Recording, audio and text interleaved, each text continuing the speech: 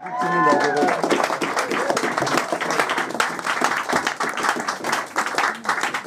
hair is on a cultural exchange, said David.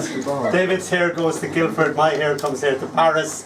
Sometimes I get to wear his hair and he gets to wear my hair. That's neither here nor there.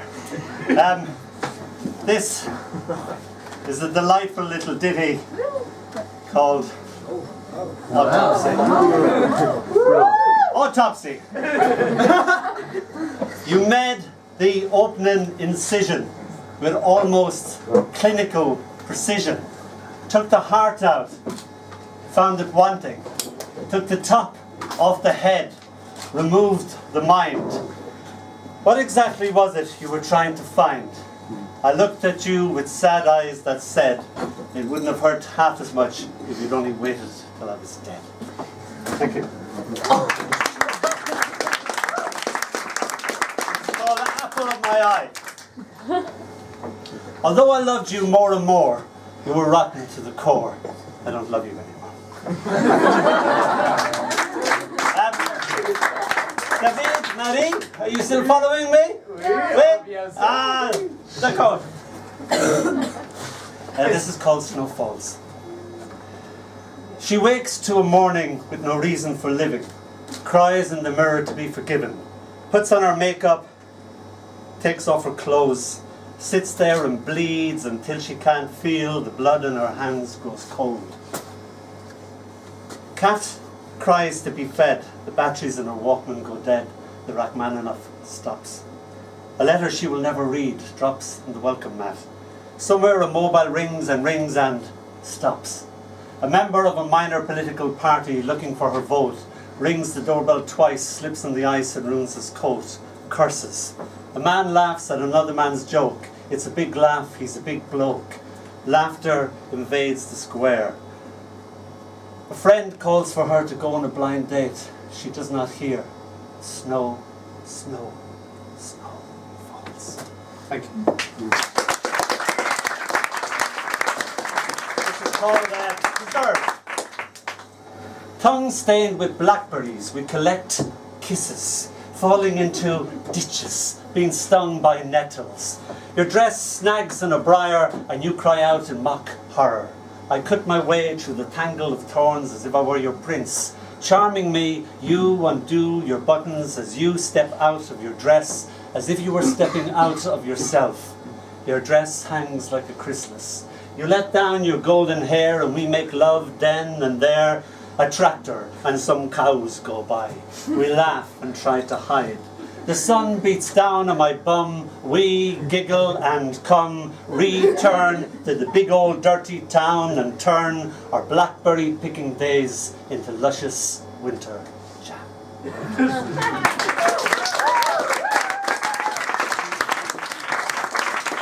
This is called Crazy Loneliness, Hijacks Memory of a Beautiful Girl. Crazy Loneliness, Hijacks Memory of a Beautiful Girl.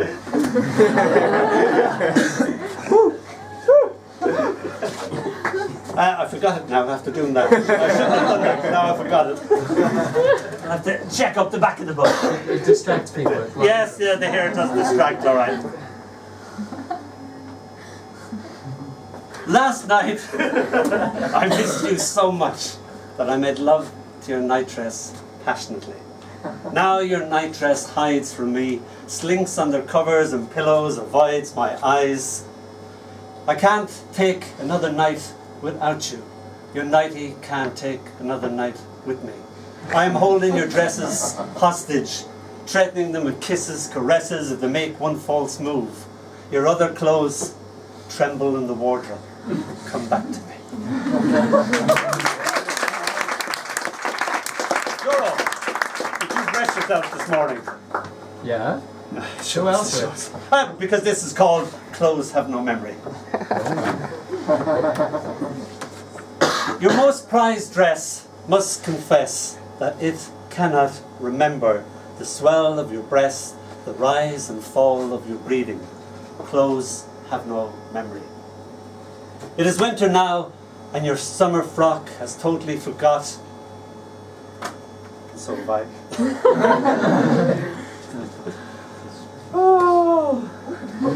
The sheer sunny, how could I forget this bit? The sheer sunny shockiness of being underneath it all, absolutely Nicholas. Kisses like butterflies alighting high, high on your inner thigh, thigh. Don't even go there, Zorro. Clothes have no memory. Your bra unhooked, unhinged, cannot really recall the thrill of it all as my hands with each caress create your breasts. Clothes have no memory. Clothes have no memory, but I do. So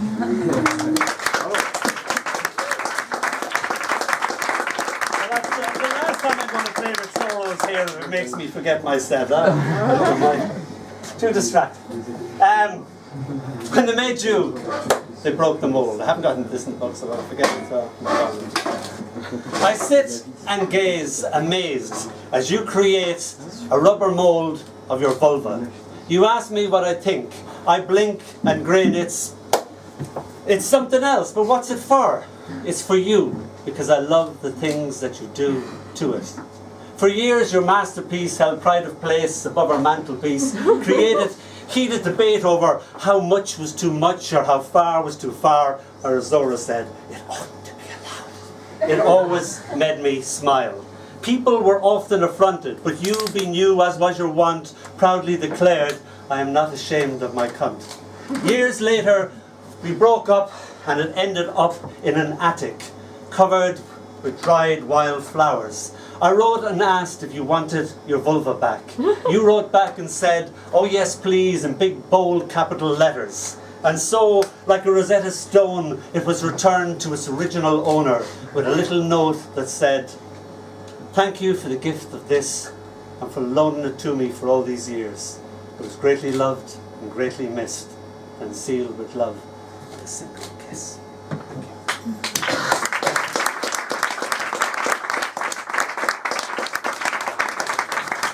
It's funny the thing to remember when someone is gone. This is called Pink High-Heeled Shoes.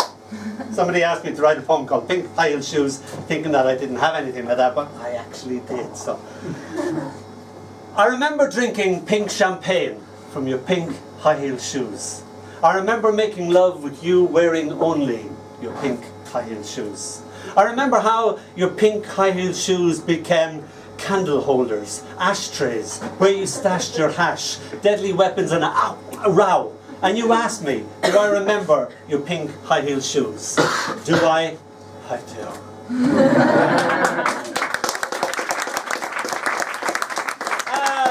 The typical story of boy meets girl, girl meets boy, to get together, if only it were that easy. So this is me meeting my wife for the first time. It's called In the Best Time Honoured Way. You like this because it's got the word sex in it. And so, it got to sex, told you. And we both knew what was to happen next. My hands tremblingly peeling off a pair of panties, only to get to yet another pair of panties, creating a weird sense of déjà vu. You told me you were cold, and so you wore too. Oh, my poor trembling dear, I so pitied you your plight that I manfully set about warming you up in the best time honoured way. Thank you.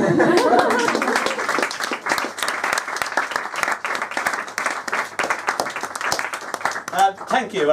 This is a poem called Thank You, as well as Thank You. It's called Thank You. I always do this for a friend. It's not about him, but he always likes it, so I always do it. He called me a cunt. Boy, you're a cunt. I thanked him for the compliment. Couldn't conceive of anything more beautiful to me. Thank you.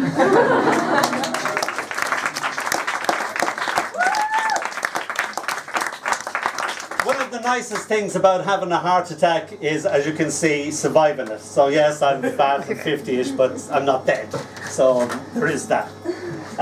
This is called Your Littlest Smile. I was talking to my girlfriend Philomena. It was an ordinary morning, and I was just saying her name, and I said Philomena, and I got as far as Philo.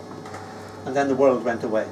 And she said, because time stopped for me, that my face went white as paper, my lips were purple, and she got upon my knees and she banged my chest and said, don't die on me, you bastard, this isn't funny! Danny! And that apparently brought me back.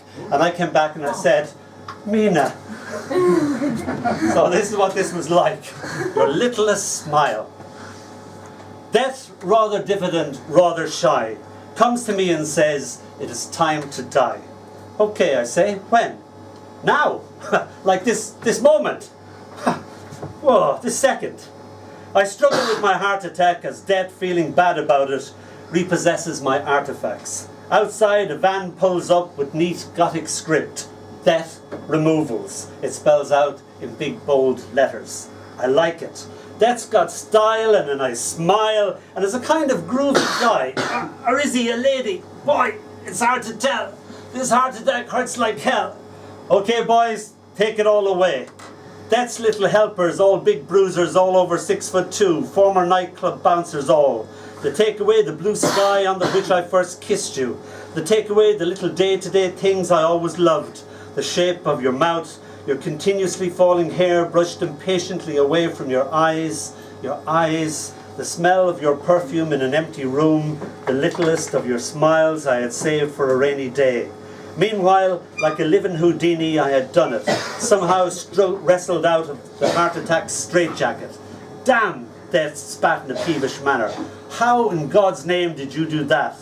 Death sighed, okay kid, you got me this time. Right boys, put it all back. Put everything back. Lay's boys scowled at me, as if to say, I'll remember you, Sonny Jim. You! Death snarled from the side of his mouth. A nine now, no more Mr. Nice Guy. You! I'll see you again.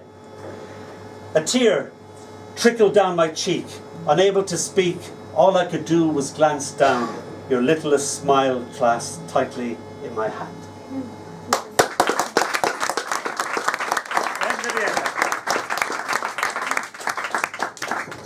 I watched a friend fall in love, and the guy that she was falling in love with didn't even know. So, in Paris, here I am reading Old English. This is called Hwaet Sceal Ic Singan, Sing me Frumschaft, which means, what shall I sing? Sing me creation. And she sang to him, and she sang of him. She sang of the love she had created for them. She used birds for words and the rain that had fallen. She used flowers and tears and interwove them. She used sighs and hours and the loneliness within them. She used moonlight and pain and what remained when she was far from him. She sang of a love that had dreamed of being and hadn't yet awoken. She sang of herself and called to him. And she sang of him and she sang to him. She sang of the love that belonged to them. She sealed it with tears and the fear of her heart breaking. She sang him creation.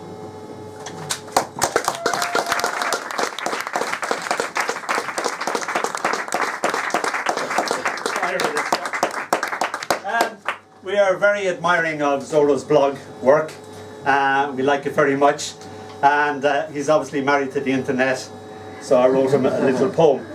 This happens to be, I said, are you a Facebook freak? And he said no, but I found in his pocket this here poem. It's called Or Avatar. Or Avatar, who art in cyberspace, hallowed be thy name. Thy www.com, thy #1BeDone, on earth as it is in the ether. Give us this day our daily tweets, and forgive us those whom we delete, who have unfriended us. And lead us into temptation, lol. But deliver us from evil. Nah, not really. For thine is the Twitterdom, the Facebook, and the Google, forever and ever. Oh, man.